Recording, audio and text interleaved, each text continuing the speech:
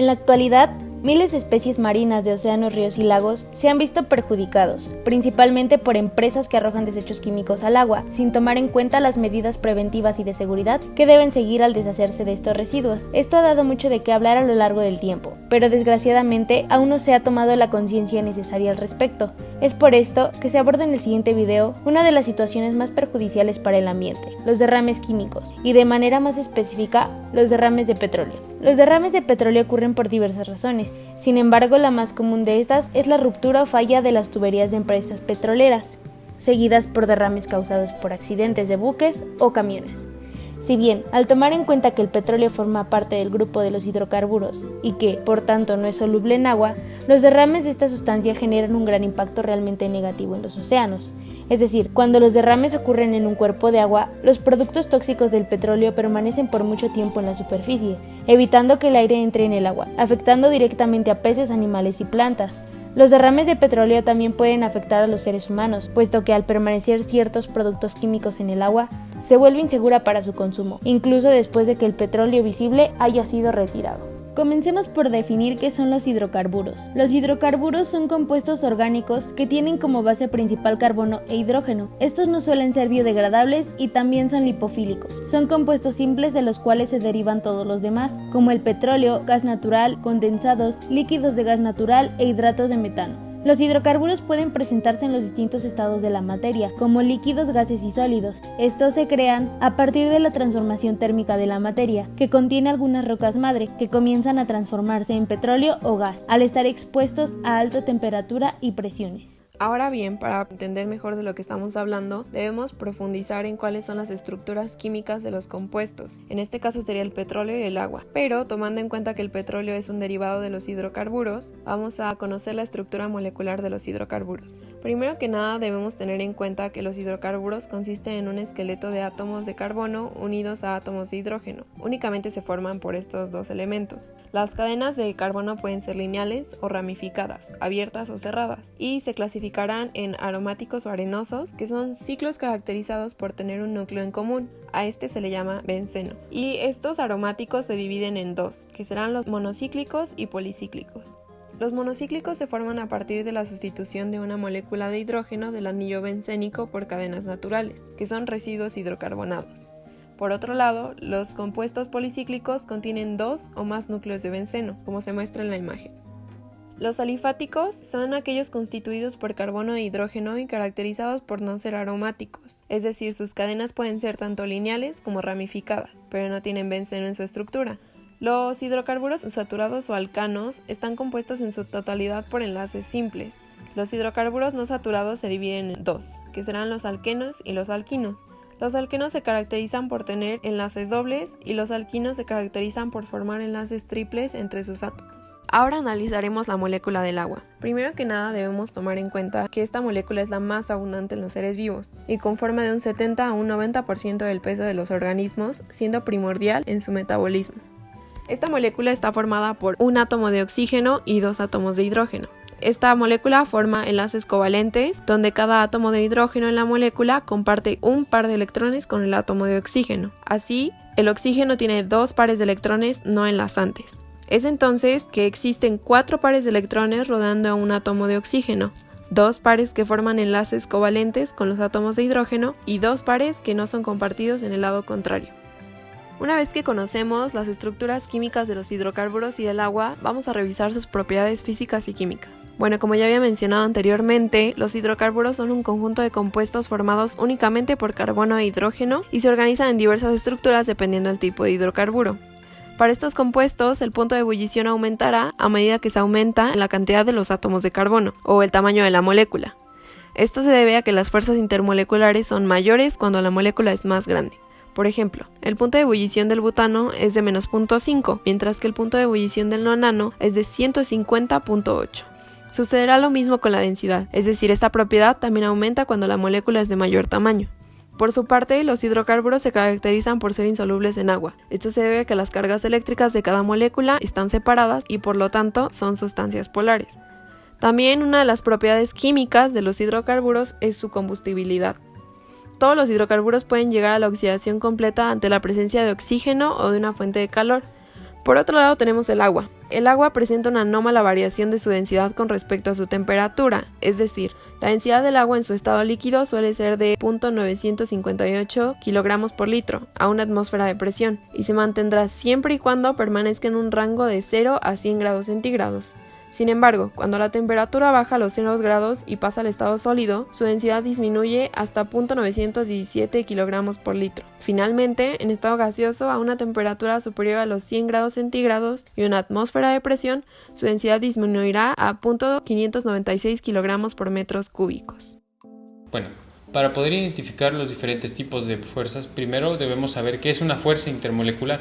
Estas se pueden definir como las interacciones que existen entre átomos cuando estos se unen para formar un compuesto. Ahora veremos los diferentes tipos de fuerzas intermoleculares que se llevan a cabo dentro de los compuestos. Primero hablaremos un poco acerca de las fuerzas de dispersión.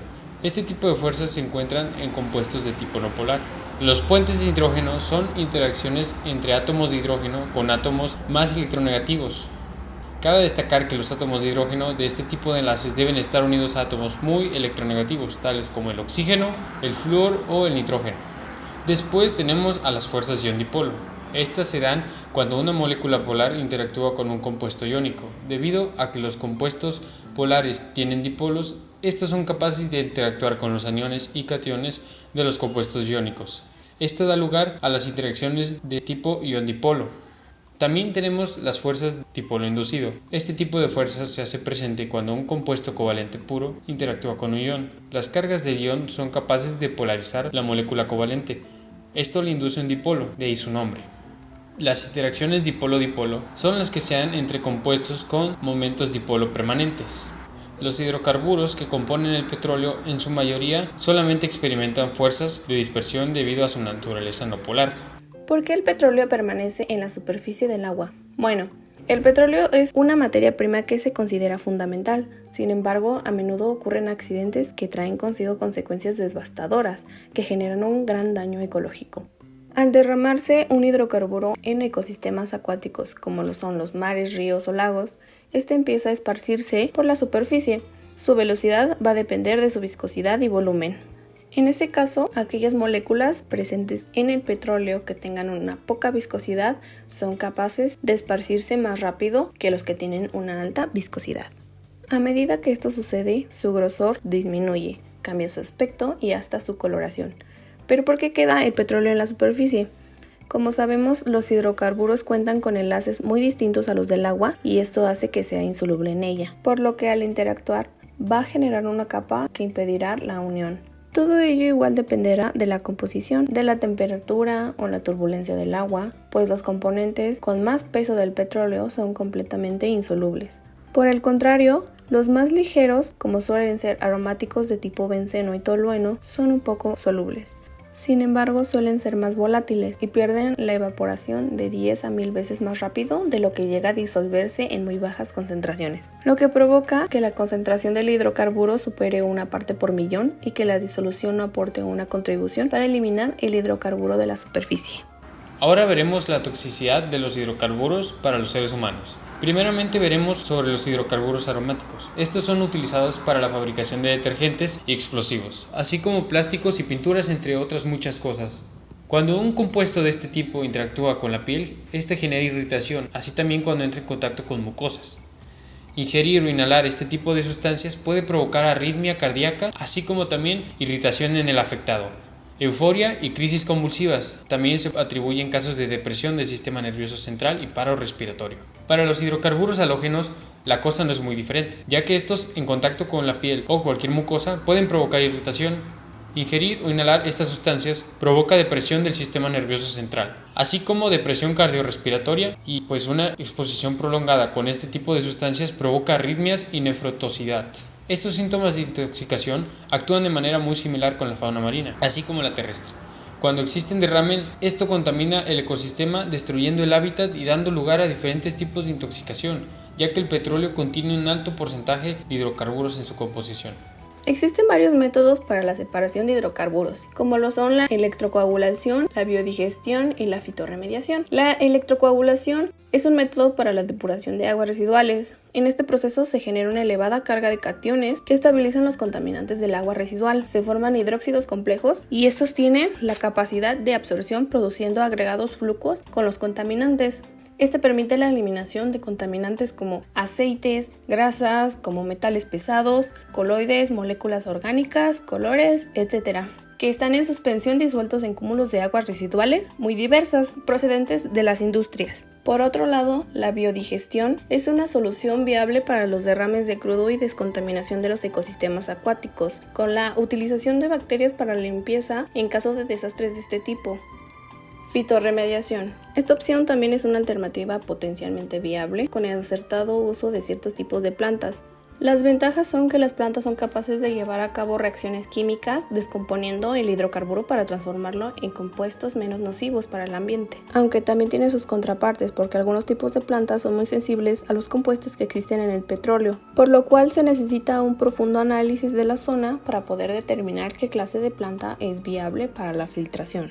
También se conoce otra técnica para purificar el agua contaminada por el petróleo. Esta opción emplea un filtro de algodón recubierto de un polímero para separar el petróleo del agua. Este filtro ya ha sido aprobado con éxito en varios lugares y muestra al mismo tiempo condiciones para la limpieza del agua y para preservar el petróleo derramado. Pero ¿cómo puede haber un daño ecológico? Según numerosos estudios que se han realizado, la contaminación en los suelos y en las aguas se debe principalmente a derrames accidentales que ocurren durante la exploración, extracción y transporte de hidrocarburos. Pero según las estructuras químicas, ¿cómo pueden dañar estos compuestos el ambiente? El petróleo es una mezcla muy compleja que contiene principalmente hidrocarburos y compuestos con heteroátomos, como el azufre, el nitrógeno, el oxígeno y bajas concentraciones de constituyentes metálicos. En el medio acuático, que es un compuesto polar, debido a los momentos dipolares de los enlaces dispuestos, el principal problema con respecto a la contaminación de hidrocarburos son los derrames de petróleo. Debemos tener en cuenta que los hidrocarburos forman parte del petróleo, son sustancias muy apolares y por lo tanto no son miscibles en agua. Sin embargo, sí son capaces de dañar a los ecosistemas.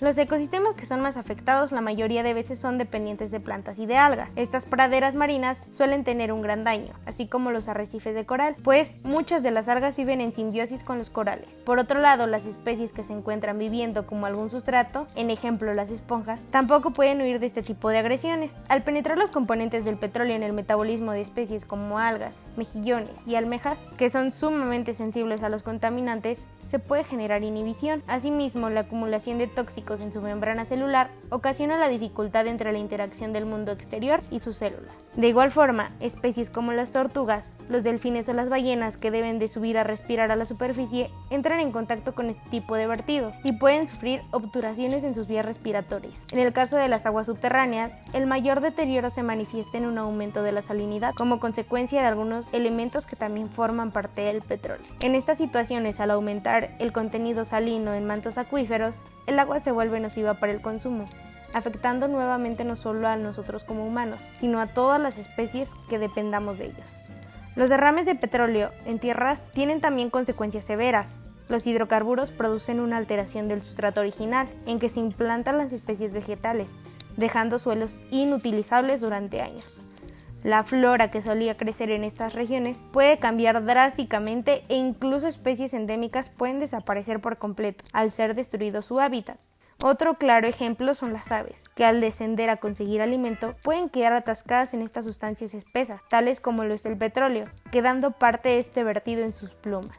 Esto les provoca hipotermia debido a las propiedades aislantes que presentan los hidrocarburos. Algunas otras veces intentan limpiarse y lo ingieren. Como consecuencia, provoca su muerte. ¿Pudimos generar alguna reflexión sobre esto? Gracias a esta información nos hemos puesto a pensar en puntos de vista distintos. Por ejemplo, ¿cómo afectaría un derrame de petróleo en áreas donde se ocupan ríos y lagos para el consumo de ella misma? O en cultivos para las personas e incluso en la ganadería. A pesar de que existen alternativas para separar los hidrocarburos del agua, no hay forma de avalar que el agua es pura para consumo humano, como lo era antes, después de estas situaciones. A partir de esto, decidimos generar algunas soluciones prácticas y propuestas que podrían tener un gran impacto, disminuyendo los riesgos que trae consigo. Asimismo, logramos obtener un análisis profundo de todos los temas relevantes al tópico, para poder de esta forma proyectar nuestras ideas y aplicarlas de forma realista.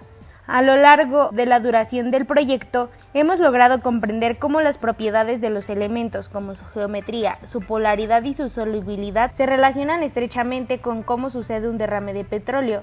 Inclusive factores como los puntos de ebullición y viscosidad se pueden usar para manejar este tipo de situaciones. Por último, podemos decir que el derecho al medio ambiente no se ha respetado de tal forma, pues este dice en el artículo 4 de la Constitución, aplicado en 1999, que toda persona tiene derecho a un ambiente adecuado, todo esto para su desarrollo y bienestar. Sin embargo, al existir este tipo de accidentes, podemos concluir que las empresas no reciben un castigo por parte del gobierno que haga que se limiten a que estas situaciones ocurran y sigan un protocolo de seguridad.